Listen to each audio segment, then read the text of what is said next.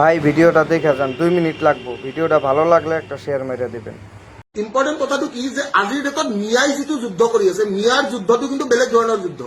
মিয়াই লগা হলে আপেল বিক্ৰী কৰি আছে, মিয়াই লগা হলে অসমীয়াৰ মাটিতে ভুই ৰুই আছে। মিয়াই কি কৰি আছে? মিয়াই অসমীয়াৰ মাটিত ভুই ৰুই আছে। ভুই ৰুই আছে মানে আমাৰ এইফালে কঠীয়া বুলি কয়। মিয়াই অসমীয়াৰ বিল্ডিঙত চাপ ঢালি আছে। মিয়াই অসমীয়া বজাৰত শাক পাচলি বিক্ৰী কৰি আছে। মিয়াই অসমীয়াৰ ৰিক্সা চলাই আছে, মিয়াই অসমীয়াৰ টটো চলাই আছে, মিয়াই অসমীয়াৰ উবেৰ চলাই আছে, মিয়াই অসমীয়াৰ টেক্সি চলাই আছে।